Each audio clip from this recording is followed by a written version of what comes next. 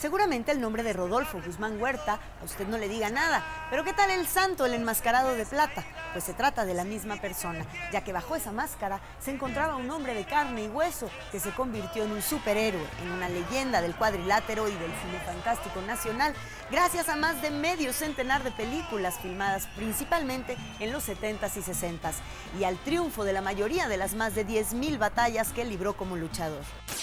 El más digno representante del bien que siempre luchaba contra el mal, pero también el mito que lo convirtió en esclavo de su propio secreto.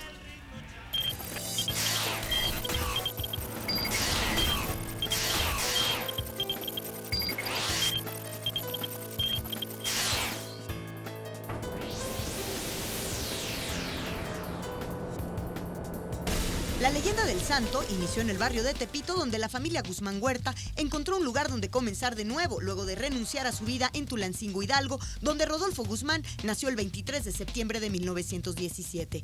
Desde muy joven trabajó en diferentes oficios y cuando laboraba en una fábrica de medias, se inició en las técnicas de defensa y ataques orientales como el jiu-jitsu y lucha grecorromana. Así, tomó la decisión de convertirse en luchador. Luego de haber peleado en sus inicios como el Hombre Rojo, ya bautizado como el Santo, debutó el 26 de julio de 1942 en la Vieja Arena, México. El Santo comenzó a convertirse en un héroe enmascarado de grandes y pequeños, incluidos sus 10 hijos, quienes o no conocían la verdadera identidad de su padre o eran obligados a guardar el celoso secreto de esta. A mí me decían que yo tenía que decir que mi papá era agente viajero y yo no entendía exactamente por qué. De hecho, yo lo creía que era agente viajero. O sea, ¿tú no sabías que tu papá era el Santo? ¿No sabías que era el luchador? No. Él era tan celoso de su profesión que no se abría totalmente con nosotros, porque aparte en la casa no se hablaba de lucha libre. Nos llamaba la atención una habitación que él nunca abría. Nunca abría, ni nosotros no podíamos entrar a esa habitación y nos llamaba la atención, decíamos, pues, ¿qué hay ahí adentro? Y como las cerraduras eran así de, como un ojito, entonces pues se veía así adentro. Entonces, cuando no nos veía nadie, allí íbamos y espiábamos, ¿no? Pero por supuesto eran sus capas, sus trofeos, sus máscaras, pues eran cosas muy brillantes, pues muy ajenas a nosotros, no sabíamos qué era. Entonces, pero oíamos que pintaba unas botas, mi mamá le lavaba las mallas y él pintaba las rodilleras de plateado. Y entonces, hasta que un día le dijimos a mamá, oye mamá, ¿qué es esto? ¿Por qué mi papá se lleva estas cosas? Y entonces ya nos dijo mamá, pues pregúntenle a su padre, ¿pero qué hace mi papá? Entonces ya nos dijo, pues su papá es luchador. Uno de sus hijos, el más grande Alejandro, según me contó, abrió una vez la maleta y empezó a ver pues una máscara, unos botines y eso, y le dijo, oye papá, ¿quién eres, no? Y entonces el santo le tuvo que sí, yo soy el santo, y además inculcarles que pues que no lo tenían que andar diciendo en la escuela ni nada, ¿no? Yo, cuando estaba en primaria, no me acuerdo haber sabido que mi papá era el santo, sino yo lo descubrí, o él me ayudó a que lo descubriera, ¿me entiendes? Un día me invitó a una lucha, y venía sin máscara en la parte de atrás, y de pronto llegamos a un lugar donde había mucha gente, y la gente se empezó a acercar al auto y empezaron a gritar santo, y cuando yo volteo estaba enmascarado. Entonces sí, para mí fue muy fuerte porque no entendía nada. Y lo vi luchar y lloré. O sea, no lloré porque entendí que era mi papá y que lo estaban golpeando y pues me espanté, ¿me entiendes? Fue medio rudo el descubrimiento, pero después ya empecé a entender que la manera de cuidarlo, de no descubrir su identidad.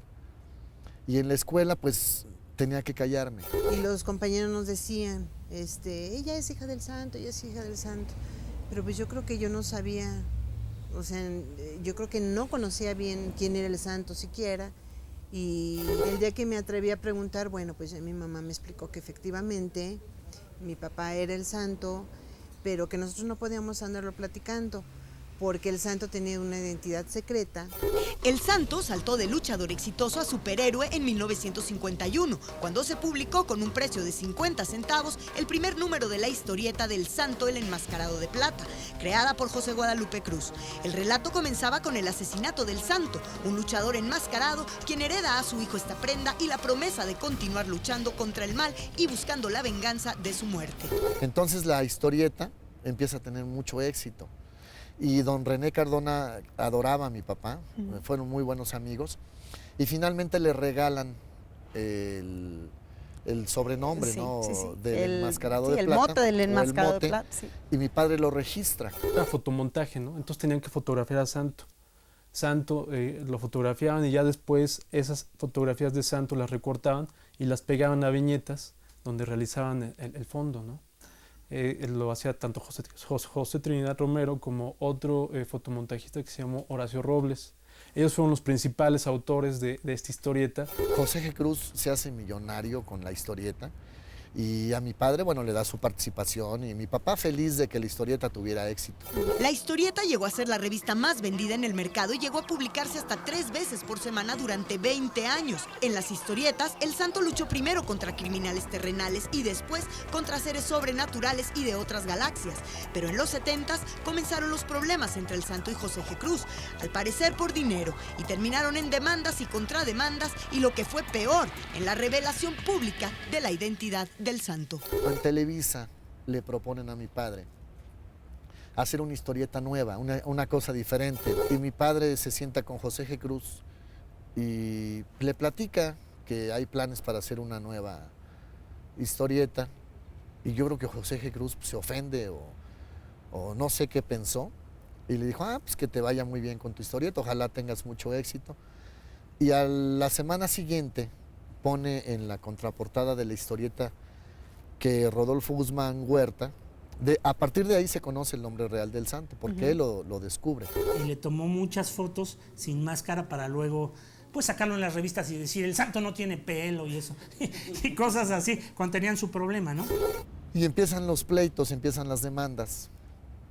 Y bueno, mi padre demanda a José G. Cruz por tomar su nombre, que lo tiene registrado, por plagio, Héctor Pliego por suplantación, José G. Cruz se defiende. Y bueno, ya eso fue un pleito de años, muchos años. Que su papá finalmente desistió de demandas, porque aparte el santo llegaba en esas demandas con su máscara y hacían que se quitara la máscara. A ver, usted va a entrar acá. Sí, porque si no, cualquiera podía ser el santo, ¿no? Y después fallece José G. Cruz y se termina el pleito. Se termina el pleito. Pero muchos años antes, en 1952, se filmó El Enmascarado de Plata, una serie de episodios dirigidos por René Cardona y escritos por René Obón y José G. Cruz, inspirados en las historietas del héroe del cuadrilátero. Sin embargo, el santo por compromisos de trabajo no pudo actuar y en su lugar el médico asesino le dio vida en el celuloide al famoso personaje. Pero en 1958, con un par de largometrajes de mediana calidad firmados en Cuba, Santo contra el cerebro del mal y Santo contra los hombres infernales, su leyenda en la pantalla grande comenzó. Y él estaba muy nervioso, muy asustado, porque era su primera intervención en cine, ¿no? Y eran también mis inicios, fue de las primeras películas que yo también hice. En el 61 me parece que se filman Las Brujas o El Hacha Diabólica, una de estas películas, y empiezan a hacer al santo así como el único héroe que puede contra el mal. Contra el mal. Después, cuando las vuelves a ver años después, dices, pero ¿cómo me podía yo espantar con esto? O asustarme, ¿no? Pero aún así las sigues disfrutando, tienen una cierta magia, ¿no? Entonces, uno sabe que están hechas a lo mejor con 3 pesos, que los laboratorios son de cartón piedra. Hay una secuencia, por ejemplo, a mí me parece muy curiosa, me gusta mucho, en donde vemos al santo a caballo y vemos la capa que va ondeando, y hay todavía otra secuencia mucho más delirante cuando vemos a una avioneta que está huyendo, donde va el villano, que es Luis Aceves Castañeda, con la heroína que es Ana Berta Lepe. Y el santo detiene la avioneta en pleno vuelo, incluso Santo y el hacha diabólica o atacan las brujas. Santo se va a la época de la Inquisición y ya la máscara del santo aparecía en la época de la Inquisición. Entonces, ¿cómo es posible que en el año 1500 o en el siglo XVI se pudiera hablar de ese tipo de situaciones. No, nomás se reía. Eso no se lo van a creer, decía, ¿no? Era todo lo que decía. Sí. Pero la taquilla seguía igual. Exacto. Seguía igual. Lo que fuera, eso se llenaba. El Santo filmó muchas películas, entre ellas Santo contra el Doctor Muerte, que era una coproducción con España y creo con Francia, que él decía, esta es mi mejor película. Inclusive en el Líbano hay un cine, bueno, había un cine donde la entrada del cine era la figura del santo y sus piernas eran los arcos para entrar al cine. Santo, en las películas, se transformó en una especie de dandy, ¿no? Una especie de dandy de James Bond, de vengador, de amigo de los niños. Fue un hombre orquesta, ¿no? En ese aspecto. Y sí, yo creo que sobre todo en el cine fue donde más se le trató de formar una imagen de dandy, ¿no? Finales ya de los años 60, ya el Santo, por ejemplo, ya no salía de mallas, ya no salía de capa. Santo ya aparecía con suéteres de cuello de tortuga, con sacos sport, incluso con un auto deportivo, ¿no? Que eso antes era imposible. Incluso aparecía hasta un mayordomo tipo Alfred, como en las películas de Batman. En sus películas, el enmascarado de plata no solo hizo mancuerna con algunos de los monstruos y malhechores más terribles y horrorosos de la pantalla grande, sino también con algunas de las mujeres más hermosas del celuloide, en especial Lorena Velázquez, quien gracias a su representación de Zorina en Santo contra las mujeres vampiro, adquirió el título de reina del cine fantástico y la pareja por excelencia del héroe del cuadrilátero. Se empieza a crear cine pop, luego un cine de culto, donde la gente paga dinerales por ver sus películas. Y tus películas, porque tú estabas ahí. Afortunadamente tuve la suerte de estar con él. Fue su gran compañera, porque yo creo que todas sus compañeras en todas las películas que hizo, todas fueron importantes, porque todas pues cumplían un papel, ¿no? Dentro de las historias. Pero Lorena, yo creo que fue un amuleto de la buena suerte para él. En un viaje que hice a Madrid, que mi hermana me fue a recibir, mi hermana ya vivía allá, me dice, Tere, a la casa no vamos, te tengo una sorpresita, y me llevan al Gran Vía, a la Gran Vía, a un cafecito, y enfrente un cine, y voy viendo la imagen del Santo inmensa, y yo de este lado de reina de las vampiros con mi corona y mi vestido largo y mi cetro y todo. Le digo, ¡ay, qué buena onda! Yo nunca me imaginé que pasaran aquí. Ah, no, ya tiene 70 y tantas semanas. Y total que hizo como 150 y tantas semanas, hizo como 2, 3 años el Santo. Y en todos los lugares que la pasaban de Europa, era reportes de que, además él abre mercados para el cine mexicano. Claro. En lugares que en la vida soñó el cine mexicano meterse, ahí estaba, ¿no? La química entre Lorena Velázquez y el Santo jamás traspasó los límites de la ciencia ficción, es decir, nunca hubo romance fuera de los sets de filmación. Sin embargo, muchas fueron las mujeres que persiguieron al enmascarado de plata para pedirle algo más que un autógrafo. Desde que empezó, siempre estuvo acompañado de actrices guapas y muy jóvenes. Las actrices, cuando estaban en su momento, las llamaban para trabajar con él. Entonces yo supongo que se habrá acostumbrado. Me decían, oye, chiquilín, preséntanos al Santo, ¿no? Sí, vengan. Profe, le presentaban, porque le decíamos profesor. Sí. Profe, le presentan unas muchachas que quieren conocer. Sí, cómo no, cómo están. Siéntense, ¿qué quieren? Un refresco. ¿Sí intentaban seducirlo? Sí, cómo no. ¿Y cómo reaccionaba el Santo? No, él nomás se reía, decía. Ah, qué muchachas, y nomás se reía. Él no permitía, era muy hermético. Era una gente que cuando llegaba al set, llegaba, saludaba, buenos días, nos vemos en la tarde y todo eso, pero así que estuviera de galán o que una muchacha se le pegara por querer saber, una estrella, una actriz, una extra, no, él siempre le guardaba su lugar. Pues agarraba a las muchachas, se les llevaba a comer del brazo y todo, pero pues uno sabe con quién, ¿no? Sí. ¿Verdad? Sí, profe, ¿no me vas a invitar a comer? Sí, cómo no, vénganse, vamos. Agarraba 2 del brazo, se las llevaba. Tenía sus conquistas, como todos llegamos a tener, ¿no? Pero era discreto, era una persona muy discreta. Y se mantenía siempre distanciado, así no era muy amiguero. Tenía sus amigos, pero no era borracho ni nada de eso, era muy sanote. El señor era una persona muy recta. Yo vi que cuando íbamos así fuera, muchas mujeres lo buscaban y me decían, no abras la puerta. No, en ese sentido, mis respetos. Nunca se le conoció un escándalo, ni que tuviera aventuras con fulana, sutana, mengana. Él siempre cuidó esa parte de su vida personal. La realidad es que el santo era un hombre muy familiar y muy comprometido con su esposa, María de los Ángeles Rodríguez Montaño, con quien se casó a los 24 años. Un matrimonio que duró 40 años y cada quien ponía mucho de su parte. Te lo afirmo, el triunfo del santo en el 50% fue gracias a la mujer que estuvo con él, porque mi madre fue una mujer muy inteligente. Mi papá se rodeaba de bellezas, de mujeres muy guapas. Mi madre era una mujer guapa, pero bueno, una mujer que tuvo 10 hijos y nunca lo celó, nunca le hizo escándalos. Y él tampoco, pues jamás dio motivos para eso. Tenía 2 o 3 amigas, pero no era de diario así, no. Tenía sus amigas, pero contaditas. No era como nosotros, que éramos unas fieras en eso. Era hombre y si tuvo romance, bueno, pues fue muy inteligente, pero nunca supimos nada. Siempre fue muy respetuoso con sus hijos, con su esposa. Capulina fue otro gran personaje de la época con quien el santo convivió mucho, después de haber filmado una exitosa película titulada Santo contra Capulina en 1968. A ellos los unió fuera de los foros cinematográficos su afición por la tauromaquia. Teníamos mucha suerte con la gente. Entonces quisimos juntarnos como amigos a ver qué hacíamos. Pues nos dio por torear. Toreamos 2 años en las plazas de la República Mexicana y parte de Centroamérica. Toreamos 2 años.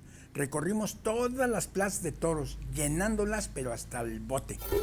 Reporteros de aquella época lo criticaban, pero porque todos querían que les dieran centavos, eran peseteros. Pero el señor lo hacía con dignidad, le digo, sin nunca tratar de hacer una payasada de lo que hacen los toreros. Toreábamos toros, de 250, de 300 kilos, pero el toro del santo siempre era más grandecito, porque el santo realmente no le hacía mucho al toro, no le hacía mucho al torero, ni pases bonitos, ni nada, sino que él agarraba y con la capa pasaba el toro y pasaba allá y luego tiraba la capa y se ponía como el santo a luchar con el toro. Pero de verdad, con una fuerza terrible. Se le dejaba venir el toro, él no sé cómo lo cuadraba, le daba el engaño. El toro se iba por un lado y él lo agarraba y ¡pum!, hasta que lo tumbaba al toro. Y luego era lucha entre el toro y el santo. El santo convertía en oro todo lo que tocaba. Su espectáculo de toros era todo un éxito. Y sus películas, aunque criticadas hasta el cansancio, muy afortunadas en taquilla. Incluso cuenta la leyenda que de tan malas eran buenas, llegándose a convertir en clásicos aclamados en Asia y en Europa. Que aceptó las 2 partes de las críticas, las buenas y las malas. Y era muy profesional, él tenía un gran respeto por sus compañeros actores. Y él siempre manifestó que él no era actor, pero sí era un hombre muy profesional porque tomaba sus guiones y tomaba un marcador y se aprendía sus líneas. Tenía una grabadora de carrete, entonces se metía a su despacho a donde tenía sus trofeos y sus máscaras y se ponía a grabar sus diálogos y hacía las voces, ¿no? Sí, profesor, enseguida voy, profesor. Y él satisfacía, lo que él hacía lo disfrutaba mucho. Y veía sus películas y no se ponía a ver si se veían los hilos de los vampiros o si el auto rechinaba en el pasto o qué sé yo. No, él disfrutaba sus películas, se divertía. Siempre se vieron como historias pues risibles, ridículas, mal hechas, películas de muy bajo presupuesto. Sin embargo, lo que hay que hacer notar es que el cine de luchadores fue realmente el que sostuvo la industria cinematográfica mexicana, digamos de los años 60 a los 80, cuando la época de oro se había venido para abajo, ¿no? Tenía inclusive su circuito de salas cinematográficas donde decían, aquí es donde se pasan las películas del Santo. Y estoy hablando de los cines como el Olimpia de ahí del centro, o el que es ahora el eje central, el Mariscala, y ya no digas, bueno, los cines de ahí por el mercado de Sonora, que son el Atlas y todos esos, o los cines de barriada como el Cosmos y todo eso. Se disfrazaba, se ponía una gorra, se ponía un abrigo y nos llevaba al cine Mariscala, al cine Orfeón, que ya no existen, y ¿los llevaba a ver sus películas? Sus películas. Una de sus películas, creo que El Santo contra los Zombies, se exhibió en el Festival de San Sebastián en 1965 como una película de terror y de acción, ¿no? Entonces, de pronto así los críticos dijeron, pues se quedaron deslumbrados, me refiero a críticos europeos. Y hay realmente a partir de esa situación en el festival todo un culto a esta figura. Hay por ahí una anécdota muy interesante que vino una vez una delegación china a México en los años 70 y ellos les mostraron las películas del cine echeverrista, que eran las grandes películas realizadas por Arturo Ripstein, por ejemplo, como El Castillo de la Pureza, o El Apando o Canoa de Felipe Casals, o Cascabel de Raúl Araiza, y ellos decían, no, pues sí, están muy buenas, pero nosotros queremos Santo contra las mujeres vampiro, ¿no? Al regresar, la gran incógnita, el Santo, ¿participó en películas eróticas para Europa? Tal vez a él lo forzaron un poco a aceptar. Donde hay desnudos, donde ¿no? hay desnudos. Aunque los murciélagos fueran de plástico y las cavernas de papel, el Santo se enorgullecía de todas y cada una de sus películas. Bueno, de todas menos una titulada Santo en el Tesoro de Drácula, mejor conocida como El Vampiro y el Sexo, en 1969. Es otra versión para Europa. No sé si tal vez a él lo forzaron un poco a aceptar. Donde hay desnudos, ¿no? Donde hay desnudos. La única condición que él puso es que la película no llevara el nombre del Santo y que él no apareciera cuando están desnudas ellas. O sea, el Santo aparece en la película, pero cuando hay el desnudo, el Santo no está. La dirigió René Cardona, en el 68-69 se estrenó, y es una película que todo el mundo quisiera ver. Parece que hubo dos versiones, la versión de importación, donde todas las vampiras salían con los pechos al aire y las nalgas al aire también, desnudas. Es una película prácticamente porno, ¿no? Una película porno del Santo, cuando en realidad el Santo siempre hizo películas para todo público. Se habló que era la versión de exportación de esta película. Y siempre se ligó a Santo contra las mujeres vampiro como esta película, digamos, con escenas eróticas, cuando en realidad fue Santo en El Tesoro de Drácula, y que en el extranjero se llamó El Vampiro y el Sexo. Incluso el nombre del Santo pasó a un segundo término. Pero hasta ahorita no hay una persona que diga, yo ya la vi, o yo tengo una copia, o eso. Son puras especulaciones. Se dice que es la película prohibida, porque pues prohibida para los mexicanos, nunca la vimos. Y el Santo pues se fue a la tumba con el secreto, nadie le preguntó, oye, verdaderamente. Pero hay fotografías donde aparece el vampiro, que era Aldo Monti, con todas las vampiras como Satanás las trajo al mundo. Yo te podría jurar que no existe esa película. Lo que existe efectivamente son los stills y el tríptico este. Hay algunos stills de películas de Blue Demon donde aparecen mujeres sin brasier, ¿no? Pero no existen las películas.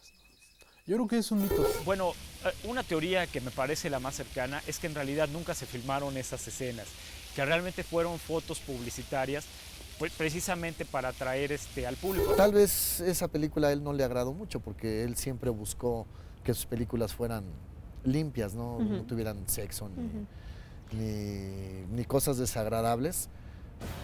El ser un personaje enmascarado provocó toda una serie de especulaciones sobre el Santo. ¿Era realmente su voz la que sonaba en los altavoces de los cines? ¿Era él quien libraba cada una de las batallas de la historia?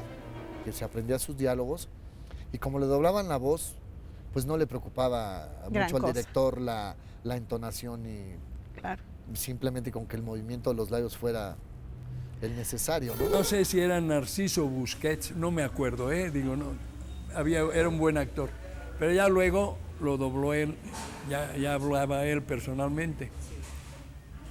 Y eso fue lo que me hizo a mí perder en Puerto Rico el negocio, la vocecita que tenía.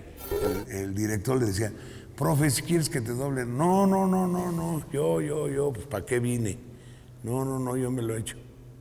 Él luchaba y él todo, no le gustaba. Sí. Solamente cuando había una carrerita y él tenía que salir por acá, entonces uno lo doblaba de aquí para allá y él salía por acá, se suponía que ya dio la vuelta, ¿no? Sí. Así era nada más, pero de lo demás no le gustaba, ni en los trancazos, ni en la lucha, ni en nada. Al santo nunca se le dobló, nunca se le dobló. Esa es una gran mentira. A él sí nunca se le dobló porque pues no se podía, ¿no? En primer lugar, el cuerpo de él era un cuerpo único. Segundo lugar, agarrar la máscara del santo, pues no te podían dejar. En esa época, ¿quién se iba a atrever a doblar al santo? Nadie se iba a atrever a doblar al santo. Nadie, ni ahorita. El santo era en la ficción un héroe, invencible, inquebrantable, temerario. Pero, ¿y Rodolfo Guzmán Huerta a qué le temía? Llegar a ser un anciano. Él, pues no quería, él quería siempre valerse por sí mismo. Y entonces le tenía miedo un poquito a eso. El santo le tenía mucho miedo a los panteones. Esto nadie lo puede creer. Con las películas del santo era un miedosazo. Pues cuando iban a filmaron en un panteón que está muy cerca de la Cineteca, no sé su nombre. Sí, en ese panteón le decía, no te me vayas, le decía, nos contaba Alejandro, no te me vayas porque a mí me da mucho miedo esto. Oye, papá, pero no, quédate aquí cerca. Era un hecho que Rodolfo Guzmán Huerta no era perfecto como su alter ego El Santo, quien bajo su máscara escondía una identidad que incluía el uso de pupilentes debido a su avanzada miopía y una calvicie disfrazada con bisoñez. Al fin y al cabo, un hombre de carne y hueso. Y a veces lo perdía. Luchando se le caía y me decía, oye, perdí el lente, búscalo. Y luchando, buscando en la lona hasta que lo encontrábamos. ¿Usaba lentes de contacto? Sí, se luchaba y se lo volvía a poner. Al regresar, El Santo contra Blue Demon, la gran rivalidad que traspasó la pantalla grande hacia la vida real. El crédito principal siempre era para El Santo. Siempre era El Santo y Blue Demon. Y eso a Demon pues no le agrada. 10 fueron las películas en las que El Santo compartió créditos con su rival más famoso, Alejandro Cruz, Blue Demon. En algunas, como Santo contra Blue Demon en la Atlántida o Santo y Blue Demon contra los monstruos, fueron enemigos. Pero en otras, como Santo y Blue Demon contra las bestias del terror o Santo y Blue Demon en el mundo de los muertos, pelearon de la mano. Pero en la vida real, su relación nunca fue tan amistosa. Había rivalidad primero en el ring y después Blue Demon se convierte también en un luchador técnico. Entonces, obviamente, pues hacen pareja en el ring. Hay productores que piensan, bueno, pues, ¿por qué nada más El Santo? También hay otros luchadores. Entonces, Blue Demon empieza también a hacer cine. Y empieza a ver ahí como un celo profesional, una rivalidad así muy bajita. Velada, sí. pero había. Cuando los unen por primera vez, no sé cuál fue la primera película que hicieron juntos, pero no sé si es Santo y Blue Demon contra los monstruos, pero el crédito principal siempre era para El Santo. Siempre era El Santo y Blue Demon. Y eso a Demon pues no le agradaba mucho. Finalmente fue una pareja muy bonita en el cine y en el ring, bueno, pues, Santo y Blue Demon eran como los invencibles. Claro. Y se llevaban bien, pero a veces había así situaciones. Sí se llegaron a enfrentar. Sí, antes. Él tuvo problemas con Blue Demon. Entonces se enfrentan El Santo y Blue Demon le mete 2 caídas al hilo, siendo que El Santo ya era la gran figura y Demon comenzaba apenas a despuntar. Fue lo que más le dolió a él. Yo en una ocasión le propuse al Santo una máscara contra máscara con Blue Demon. Había un promotor que se interesaba y no le interesó a él la lucha, dijo que no. Y con Demon hablé y todo, y me dijo, una de las 2 velas se tiene que apagar, dijo. Mejor la dejamos como está. No eran enemigos. No, pero tampoco eran amigos. Digo, a veces a lo mejor esto a la gente no le gusta mucho, pero pues claro. Yo te estoy platicando cosas reales, ¿no? La rivalidad dentro del ring siempre existió, pero era pues el hacerse como que se odiaban, porque sí eran amigos, sí. y uno admiraba al otro, los dos se admiraban. El enmascarado de plata parecía imparable e invencible, pero en 1981 sufrió la que realmente fue su más grande y terrible derrota, al morir María de los Ángeles Rodríguez, su esposa por 40 años. Mi madre muere en 1981 y mi padre, yo lo veo así como que se desploma. Con mi mamá sí, y le lloró mucho, la abrazaba, la besaba y por supuesto que su vida cambió por completo, o sea, su vida giraba alrededor de mi mamá. Ya no era el mismo, decaído, pues sin razón de vivir realmente. Se le fue una persona que amó toda su vida, que fue mi abuela, que lo apoyó tanto y pues fue un golpe muy fuerte para él. Y él de alguna manera pues empieza a pensar en el retiro, pues ya para qué, yo ya cumplí con lo que tenía que hacer, ¿no? Pero para sorpresa de muchos, un año y medio después, pasando encima de la desaprobación de sus 10 hijos, el santo volvió a contraer nupcias con Eva Enriqueta Vallejo Badaguer, hija del propietario del Teatro Blanquita. Nosotros íbamos con giras con el señor Vallejo, no sé si sabes tú del señor Vallejo. El señor Vallejo llevaba artistas para todos lados. Entonces, una vez vi al santo y le dije, oye, iba con la hija de Vallejo, con la hija del señor Vallejo. Yo creo que ya tenía algo que ver con ella, ya tenía relaciones con la muchacha esa, ¿no? Y luego cuando se quedó viudo, pues aprovechó para casarse. Entonces yo agarré al santo y lo hice a un lado y le dije, oye, mano, ¿qué andas tú con la hija de Vallejo? Me dice, lo que pasa que mi esposa se murió, yo no tengo mi señora, y esta es mi esposa. Así me lo dijo, es mi esposa. Yo me dio pena, ¿no? Me dio pena porque, pues, ¿cómo no? Pues él ya puede andar está viudo, pues puede andar con quien quiera, ¿no? Cuando él decide casarse, pues obviamente como que le decimos, ¿por qué te vas a volver a casar? O sea, y él nos dice, pues, ¿por qué no? O sea, ¿por qué no me puedo volver a casar, no? Yo no quiero estar solo. Y no todos estuvieron de acuerdo. Bueno, realmente no estuvimos de acuerdo. ¿Ni para qué te casas? Le dije. Siendo quien eres, pues ahorita es cuando podrías tener muchas mujeres. Y me dijo, no, porque yo nos voy a dar un mal ejemplo a mis hijos. No podíamos acostumbrarnos a ver a mi papi con otra persona, porque siempre habíamos visto, lo habíamos visto con mi mamá. Somos una familia muy tradicionalista, entonces pues fue difícil, pero fue una relación basada en el respeto, en la educación, en el respeto mutuo. La señora Mara en ese aspecto sí era muy celosa con el maestro Rodolfo, era muy celosa, no le daba permiso a nadie que se acercara a él, le querían pedir autógrafos, sí, cuando ibas caminando a un lado, pues sí le daba chance que le diera el autógrafo, pero que se acercara directamente, que lo fuera a ver al camerino, que estuvieran conviviendo con él, que el luchador fulano de tal quiera saludarlo, no le daba chance. Exacto. Lo cuidaba mucho. No, yo lo veía normal, igual. Sí. Igual. Sí, así que la señora lo aislara un poco de sus amigos. No. Sí. Hácele, chiquilín. Sí. No. Y él cambió, él era otra persona, él no volvió a ser el mismo papá de siempre, era muy buen padre, por supuesto, pero ya no era la misma persona, le faltaba mi madre, por supuesto. Y yo creo que sí, yo creo que por eso él se fue tan pronto. El 12 de septiembre de 1982, el santo sufrió un infarto en el cuadrilátero del toreo de Cuatro Caminos. Entonces vino un gran revés en su carrera profesional, ya que a partir de ahí su licencia como luchador le fue retirada. Esta máscara la traía puesta cuando le dio el infarto. Él luchaba con Huracán Ramírez y Black Shadow. Por eso les pusieron los misioneros de la muerte. Eran el Signo, el Tejano y el Negro Navarro. Eran 3 chamacos en ese tiempo, abusivos y encajosos, y lo golpearon mucho. Y mi papá, pues por orgullo, no se dejaba. Entonces se esforzó demasiado. Entonces cuando se tira un tope hacia afuera del ring, ya no se pudo levantar.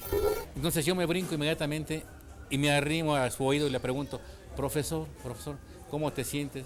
Él aventó la lengua hacia afuera y no así. Y se baja Huracán Ramírez y le dice, ya súbete, ya ganamos. Le dije, se está muriendo, Daniel. ¿Cómo?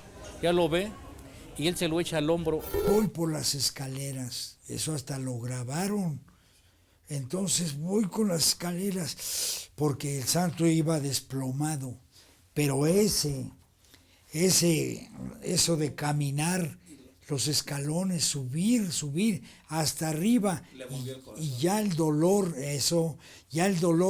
ya lo estaba amolando. Entonces, cuando el movimiento aquí acostado en mi hombro y cargándolo yo, eso le sirvió. Llegué arriba y el médico ya lo estaba esperando con una jeringa para metérsela en el corazón para que volviera en sí, de tan malo que ya lo vio. Estaba Carlito Suárez, que era su representante.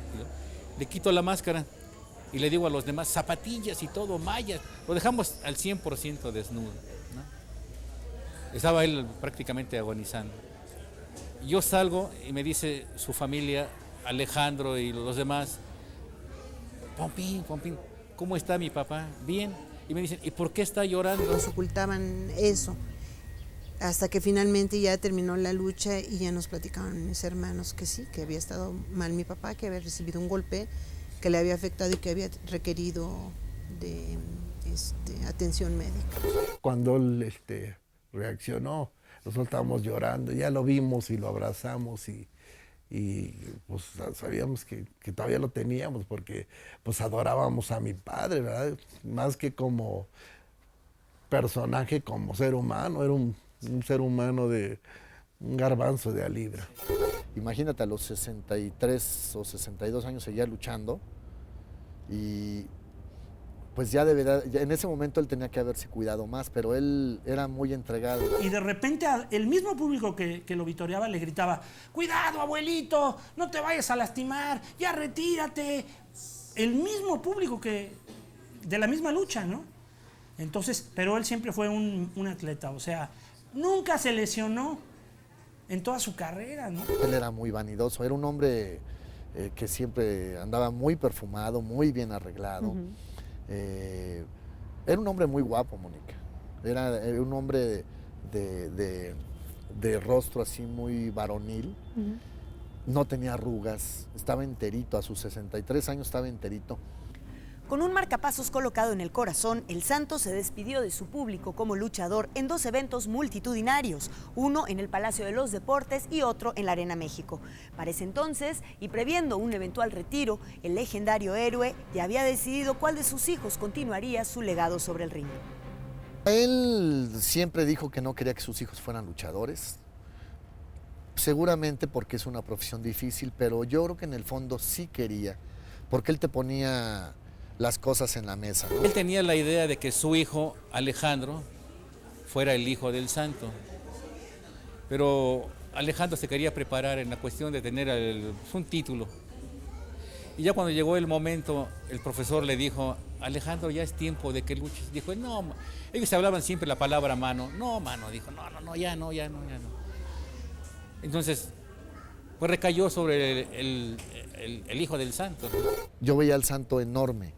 A mi papá lo veía enorme y al santo paralelamente también. Y cuando descubrí que eran la misma persona, pues dije, yo quiero ser igual que él. Yo decidí ser luchador por la admiración que le tenía, porque entrenando aquí, entrenaban luchadores profesionales y para mí escucharlos regresar de las giras y platicar era algo así como muy emocionante. Fue el que tenía más ganas, porque los otros son licenciados, abogados, pero este era el que, aunque está preparado, aunque tiene una carrera, el hijo del santo, aunque tiene una carrera, pero él se le metió más el gusanito de ser el hijo del santo. Tiene una responsabilidad muy grande, ¿no? De ser el hijo del estrellonón, aquel que fue el santo, ¿no? Sí. No, él la verdad lucha bien y no sobre el luchador, si lo viera su papá, no lo hacía quedar mal. Con un legítimo sucesor sobre el cuadrilátero, el Santo inició una nueva etapa en su carrera, ahora como escapista, y en un espectáculo en el Teatro Blanquita, el Santo perdió la vida y comenzó la leyenda. Tapado. Cuando él se destapa, cae hincado y le da y se agarra el corazón. ¿Qué desea? No, por favor, le dice al profesor que si puede tomar la llamada, y me dice la persona, dijo, no le puede contestar. Le digo, está en el escenario, dijo, está muerto. El 5 de febrero de 1984, mientras actuaba en el Teatro Blanquita ofreciendo un acto de escapismo, el Santo sufrió un infarto masivo al miocardio. Y ahí, frente a sus seguidores, el héroe invencible se desplomó para nunca más volverse a levantar. No nos gustaba, le decíamos, no nos gusta eso. No, pero si a mí me gusta mucho y miren, lo hago muy bien. Sí, pues claro que lo haces muy bien, pero nos da mucho miedo. Nos da mucho miedo que te vaya a pasar algo. No, no me va a pasar nada. Nada me va a pasar porque todo lo hago con una preparación previa y pues bueno, no me va a pasar nada. Ustedes tengan confianza en eso. Y ese día me despedí de él porque yo me iba a ir a Acapulco. Yo luchaba en Acapulco el 5 de febrero. Y mira, yo como escapista te puedo decir una cosa. Uno arriba de un escenario tiene la presión muy alta, ¿no? Por el escape que vas a hacer, ¿no? Pero él estaba haciendo la guillotina así. Entonces, tú en menos de un minuto tú tienes que zafarte de ese escape, tapado. Cuando él se destapa, cae hincado y le da y se agarra el corazón. Y se lo llevan al camerino. Y de ahí, pues, ya no pudo regresar al escenario, de ahí se lo llevaron a un hospital. Justamente nos trasladamos al Hospital Mosel.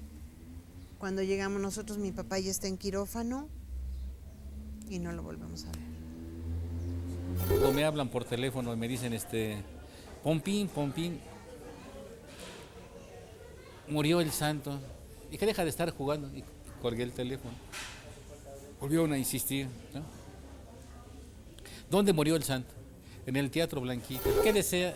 No, por favor, le dice al profesor que si puede tomar la llamada. Y me dice la persona, dijo, no le puede contestar. Le digo, está en el escenario. Dijo, está muerto. La muerte del Santo, el enmascarado de plata, fue proclamada en el Hospital Mosel de la Ciudad de México a las 21:40 horas. El público que esperaba la segunda función de su espectáculo en el Blanquita se enteró de su fallecimiento minutos antes de que diera la hora del show, donde esperaban aplaudirlo. Jacobo Zabludovsky dio la noticia en 24 horas y segundos después, México entero estaba de luto. Nosotros queríamos, lo que les decía, queríamos una cosa íntima. Pero realmente el deseo de mi padre es que se quería ir hasta al final con su máscara de plata puesta. Y se fue con máscara.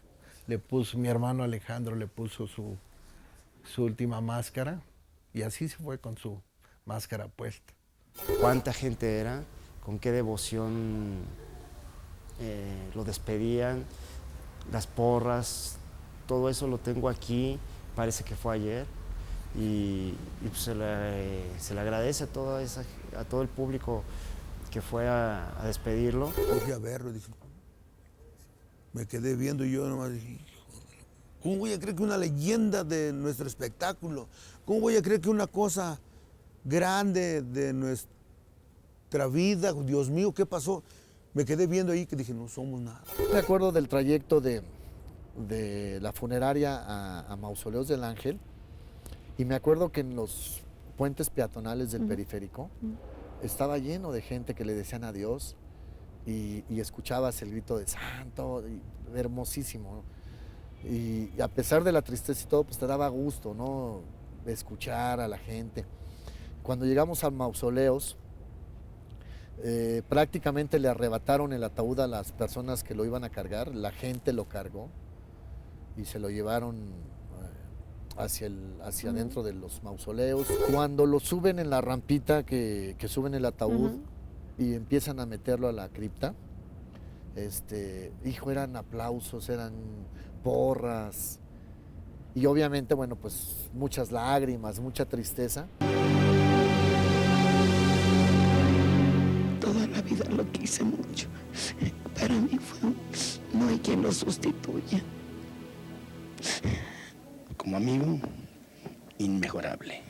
Como luchador, toda una institución, un respeto absoluto para la profesión y una entrega sin límites. No supo lo que fue flaquear nunca jamás, ni en buena ni en mala, siempre fue el santo. No dejaba la gente de gritarle santo, santo y porras y aplausos. Y ya finalmente cuando queda totalmente tapado, pues la gente no se iba. Hasta ahorita estamos en el nuevo milenio y la gente sabe quién es el santo. Y muchos papás ponen las películas del santo, ¿no? Y bueno, habrá niños que dicen, ay papá, ¿cómo ves esas películas? Porque quieren, ahorita son otros héroes, ¿no? O eso, ¿no? Pero nosotros podemos presumir de que tuvimos al único héroe de carne y hueso que combatió contra momias, extraterrestres, hombres lobos, brujas. El santo, enmascarado hasta su última morada, fue despedido por más de 10,000 personas. Su última voluntad, asegura uno de sus hijos, fue que sus hijos siempre estuvieran unidos. Su gran ambición era que fueran una familia integrada, y eso fue precisamente lo que no sucedió. ¿Cómo es hoy la relación entre tus hermanos y tú? Pues hubo un alejamiento porque muchos al final, después de 3 años, no estuvieron de acuerdo y hubo un distanciamiento. Yo a mis hermanos los quiero mucho, los respeto mucho, los amo, porque eso fue lo que me enseñaron mis padres, y yo sería incapaz de hablar mal de cualquiera de ellos, ¿me entiendes? No tengo nada que hablar mal de ellos, yo los adoro.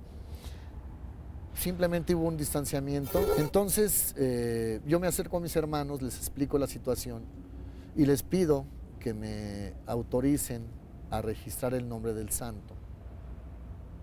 Yo tengo una carta, tengo 10 hermanos, bueno, conmigo somos 10. Mis 9 hermanos leyeron el documento, estuvieron de acuerdo en firmarlo y me ceden los derechos.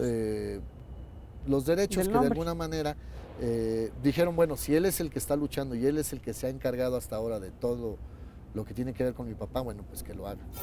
Y el nombre me pertenece a mí, independientemente de que no es el momento a lo mejor de decir lo que yo he logrado, ¿me entiendes? Pero el nombre del santo sigue vigente gracias al trabajo de su hijo. Mi hermano le hereda la profesión, el nombre del hijo del santo, y eso es claro. Pero el nombre del santo, el enmascarado de plata, se lo hereda a sus 10 hijos. Yo estoy consciente de que el santo le pertenece a todos mis hermanos y es de ellos. Ellos pueden ir a cobrar sus regalías y seguramente se las van a pagar, ¿me entiendes? Lo que sí, yo me tuve que preocupar por todo lo que estaba alrededor del santo. No preocupar, simplemente me hice cargo. ¿Ustedes reciben regalías por las películas por partes iguales, tú y tus hermanos? Sí. Ah, ok. Sí, ahorita debe de haber una buena cantidad de regalías porque se han estado reeditando las películas en DVD y se han ido al extranjero. Y vendiéndose muy bien. Lo que hermano, que es el albacea, es un hombre muy responsable, él sabrá en qué momento ver a Guillermo Calderón y darle su dinero a cada quien, lo que les toca, ¿no? Okay. Pero lo que mi padre hizo desde sus inicios hasta que él se murió, eso es patrimonio de ellos y yo no estoy diciendo que es mío nada más. No sé, el hijo a lo mejor quiere recoger la estafeta del padre, pero no. Él es el hijo del santo, es un muy buen luchador y ahora sí que, como dice el dicho, que haga su lucha. Pero el santo es, no puede haber que el continuador de la leyenda, ¿no? O sea, puede él hacer su leyenda aparte, que eso es muy válido, pero el santo es el santo y es solamente uno, Rodolfo Guzmán Huerta, que murió en el 84. La figura y la leyenda del santo está por encima de cualquier demanda, escándalo o rumor. El enmascarado de plata jamás dejará de ser uno de los ídolos y héroes nacionales consentidos del público mexicano. Y es así como Rodolfo Guzmán Huerta, el santo, sigue ganando todas y cada una de sus batallas desde el más allá, donde, como en la representación por excelencia del bien, seguro ha encontrado un lugar perfecto para seguir luchando eternamente contra las fuerzas del mal. Yo soy Mónica Garza, les agradezco mucho habernos acompañado esta noche, los espero la próxima semana con más historias engarzadas. Buenas noches.